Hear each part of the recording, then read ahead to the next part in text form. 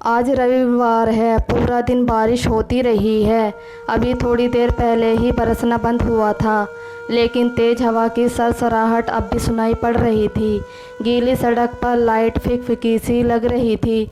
सुषमा बंद खिड़की के सामने खोई खोई खड़ी थी और शीशे से बाहर देखते हुए राहुल के बारे में सोच रही थी।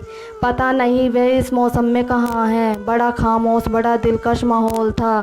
एक ताजगी थी मौसम में, लेकिन मौसम की सारी सुंदरता, आसपास की सारी रंगीनियाँ दिल के मौसम से बंधी होती है। और उस समय सुषमा के दिल का मौसम ठीक नहीं था। विशाल टीवी पर कभी गाने सुन रहा था तो कभी न्यूज़। वह आराम के मूड में था, छुट्टी थी, निश्चिंत था। उसने आवाज़ दी, सुषमा क्या सोच रही हो खड़े खड़े? कुछ नहीं, ऐसे ही बाहर देख रही हूँ। अच्छा लग रहा है। यश और समृद्धि कब तक आएंगे? बस आने ही वाले हैं, मैं उनके लिए कुछ बना लेती हूँ, कहकर सुषमा किचन में चली गई। सुषमा जानबूझकर किचन में आ गई थी। विशाल की नज़रों का सामना करने की उसमें इस समय हिम्मत नहीं थी। उसकी नज़रों में इस समय बस राहुल के इंतज़ार की बेचैनी थी। सुषमा और विशाल के विवाह को 20 वर्ष हो गए थे। युवा बच्चे यश और समृद्धि अपनी अपनी पढ़ाई और दोस्तों में व्यस्त हुए तो सुषमा को जीवन में एक रिक्तता खलने लगी। वह विशाल से अपने अकेलेपन की चर्चा करती। विशाल, आप भी काफ़ी व्यस्त रहने लगे हैं, बच्चे भी बिजी हैं, आजकल कहीं मन नहीं लगता। शरीर घबरा के सारे कर्तव्य तो निभाता चलता है, लेकिन मन में एक अजीब वीराना सा भरता जा रहा है। क्या करूं? विशाल समझाता। समझ रहा हूं तुम्हारी बात, लेकिन पद के साथ साथ जिम्मेदारियां भी बढ़ती जा रही है। तुम भी किसी शौक़ में अपना मन लगाओ ना। मुझे बहुत अकेलापन महसूस होता है। मन करता है कोई मेरी बात सुने, मेरे साथ कुछ समय बिताए। तुम तीनों तो अपनी दुनिया में ही खोए रहते हो। सुषमा, इसमें अकेलेपन की क्या बात है? यह तो तुम्हारे हाथ में है। तुम अपनी सोच को जैसे मर्जी जिधर ले जाओ। अकेलापन देखो तो कहाँ नहीं है। आजकल फ़र्क बस इतना ही है कि कोई बूढ़ा हो कर अकेला हो जाता है, कोई थोड़ा पहले। इस सच्चाई को मन से स्वीकारो तो कोई तकलीफ़ नहीं होती। और हाँ, तुम्हें तो पढ़ने लिखने का इतना शौक़ था ना, तुम तो कल कॉलेज में लिखती भी थी। अब समय मिलता है तो कुछ लिखना शुरू करो। मगर सुषमा को अपने अकेलेपन से इतनी आसानी से मुक्त होना मुश्किल लगता।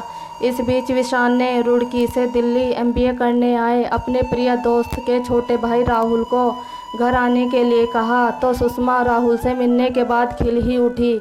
हॉस्टल में रहने का प्रबंध नहीं हो पाया तो विजय ने विशाल से फ़ोन पर कहा, यार उसे कहीं अपने आसपास ही कोई कमरा दिलवा दे, घर में भी सब लोगों की चिंता कम हो जाएगी। विशाल के खूबसूरत से घर में पहली मंजिल पर 2 कमरे थे। एक कमरा यश और श्रीमती का स्टडी रूम था, दूसरा एक तरह से गेस्ट रूम था। रहते सब नीचे ही थे। जब कुछ समझ नहीं आया तो विशाल ने सुषमा से विचार विमर्श किया, क्यों न राहुल को ऊपर का कमरा दे दे, अकेला ही तो है, दिन भर तो कॉलेज में ही रहेगा। सुषमा को कोई आपत्ति नहीं थी। अतः विशाल ने विजय को अपना विचार बताया और कहा, घर की ही बात है, खाना भी यहीं खा लिया करेगा, यहीं आराम से रह लेगा। विजय ने आभार व्यक्त करते हुए कहा, ठीक है, उसे पेइंग गेस्ट की तरह रख ले। सुंदरता की दिल खोलकर तारीफ करता और सुषमा अपनी उम्र के 40वें साल में एक नव युवक से अपनी प्रशंसा सुनकर जैसे नए उत्साह से भर गई। कई दिनों से विशाल अपने पद की बढ़ती जिम्मेदारियों में व्यस्त होता चला गया था। अब तो बस नाश्ते के समय विशाल हाँ हूँ करता हुआ जल्दी जल्दी पेपर पर नज़र डालता और जाने के लिए बैग उठाता और चला जाता। रात को आता तो कभी न्यूज़, कभी लैपटॉप, तो कभी फ़ोन पर व्यस्त रहता। सुषमा उसके आगे पीछे घूमती रहती, इंतज़ार करती रहती कि कब विशाल कुछ रिलैक्स होकर उसकी बात सुनेगा। वह अपने मन की कई बातें उसके साथ बांटना चाहती, लेकिन सुषमा को लगता विशाल की जिम्मेदारियों का सिलसिला थमने का नाम ही नहीं ले रहा है। उसे लगता एक चतुर अधिकारी के मुखौटे के पीछे उसका प्रियतम कहीं छिप सा गया है। बच्चों का अपना रूटीन था। वे घर में होते तो भी अपने मोबाइल पर या टीवी में लगे रहते या फिर पढ़ाई में। वह बच्चों से बात करना भी चाहती तो अक्सर दोनों बच्चों का ध्यान अपने फ़ोन पर रहता। सुषमा अपेक्षित सी उठकर अपने काम में लग जाती और अब अकेले में वह राहुल के संदर्भ में सोचने लगी। लेकिन कौन कब बिना कारण बिना चेतावनी दिए इंसान के भीतर जगह पा जाता है, इसका आभास उस घटना के बाद ही होता है। सुषमा के साथ भी ऐसा ही हुआ। राहुल आया तो दिन ब दिन विशाल और बच्चों की बढ़ती व्यस्तता से मन के एक खाली कोने के भरे जाने की सी अब अनुभूति होने लगी। विशाल टूर पर रहता तो राहुल कॉलेज से आते ही कहता, भैया गए हुए हैं, आप बोर हो रही होगी, आप चाहे तो बाहर घूमने चल सकते हैं, या शोर श्रीमती को भी ले चलिए। सुषमा कहती, वे तो कोचिंग क्लास में हैं, देर से आएंगे, चलो हम दोनों ही चलते हैं, मैं गाड़ी निकालती हूँ। दोनों जाते, घूम फिर कर खाना खा कर ही आते।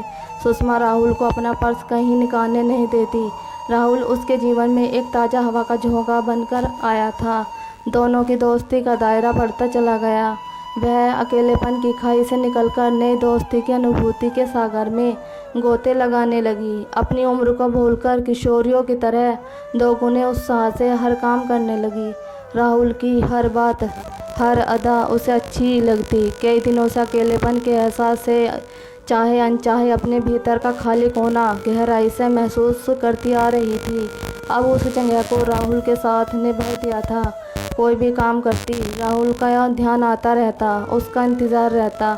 वह लाख दिल को समझाती कि अब किसी और का ख्याल गुनाह है, लेकिन दिल क्या बातें समझ लेता है। नहीं, यह तो सिर्फ अपनी ही ज़बान समझता है, अपनी ही बोली जानता है। उसमें जो समा जाए वह जरा मुश्किल ही से निकलता है। वही अकेलापन होगा, वही बोरियत। अतः बोली, मैं तुम्हें रुपए दे दूँगी। अरे नहीं नहीं, यह कोई छोटी रकम नहीं है। कोई बात नहीं, मेरे पास बच्चों की कोचिंग की फ़ीस रखी है, मैं तुम्हें दे दूँगी, लेकिन मैं ये रुपए आपको जल्दी लौटा दूँगा। हाँ हाँ ठीक है, मुझसे कल रुपए ले लेना। अब नीचे आकर खाना खा लो। सुषमा नीचे आ गई, अपनी अलमारी खोली, सामने ही रुपए रखे थे। सोचा अभी राहुल को दे देती हूँ, उसे ज़्यादा ज़रूरत है इस समय। बेचारा कितना दुखी हो रहा है, अभी जाकर पकड़ा देती हूँ, खुश हो जाएगा। वह रुपए लेकर वापस ऊपर गई। राहुल के कमरे के दरवाजे के बाहर ही उसके कदम ठिठक गए। वह फ़ोन पर किसी से धीरे धीरे बात कर रहा था। न चाहते हुए भी सुषमा ने कान उसकी आवाज़ की तरफ लगा दिए। वह कह रहा था, यार उमेश, मोबाइल और बाइक का इंतज़ाम तो हो गया है, सोच रहा हूँ अब क्या मांगूंगा। अमीर औरतों से दोस्ती करने का यही तो फ़ायदा है, उन्हें अपनी बोरियत दूर करने के लिए कोई तो चाहिए, और मेरे जैसे लड़कों को अपना शौक़ पूरा करने के लिए कोई चाहिए। मुझे तो यह भी लगता है कि थोड़ी सब्र से काम लूँगा तो वह मेरे साथ सो भी जाएगी। बेवकूफ़ तो है ही, सब कुछ होते हुए भटकती घूमती है। मुझे क्या, मेरा तो फ़ायदा ही है उसकी बेवकूफ़ी में। सुषमा भरी कदमों से नीचे आकर कटे पेड़ सी बेड पर पड़ गई। लगा कभी कभी इंसान को परखने में मात खा जाती है नज़रें, ऐसे जैसे कोई पारखी जोहरी कांच को हीरा समझ बैठे। तीखी कचोट के साथ उसे स्वयं पर शर्म आई। इतने दिनों से वह राहुल जैसे चालाक इंसान के लिए बेचैन रहती थी। सही कह रहा था राहुल, वही बेवकूफ़ी कर रही थी। अकेलेपन के एहसास से उसके कदम जिस राह पर बढ़ चले थे, अगर कभी विशाल और बच्चों को उसके मन की थाह मिल जाती तो क्या इज्जत रह जाती उसकी उनकी नज़रों में। तभी विशाल की आवाज़ कानों में गूंजी, अकेलेपन से हमेशा दुखी रहने और नियति को कोसने से तो अच्छा है कि हम चीज़ों को उसी रूप में स्वीकार कर लें जैसी वे है। तुम ऐसा करोगी तभी खुलकर सांस ले पाओगी। इस बात का ध्यान आते ही सुषमा को कुछ शांति सी मिली। उसने कुदरत को धन्यवाद दिया। उम्र के इस मोड़ पर अभी इतनी देर नहीं हुई थी कि वह स्थिति को संभाल न सके।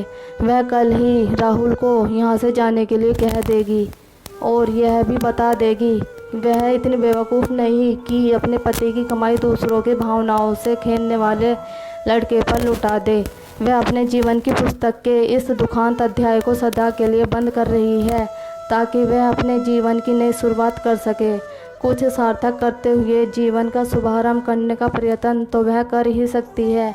अब वह नहीं भटकेगी। क्रोध, घृणा, अपमान और पछतावे के मिले जुले आंसू उसकी आंखों से बह निकले, लेकिन अब सुषमा के मन में कोई दुविधा नहीं थी। अब वह जिएगी अपने स्वयं के सजाए सवरे लम्हे।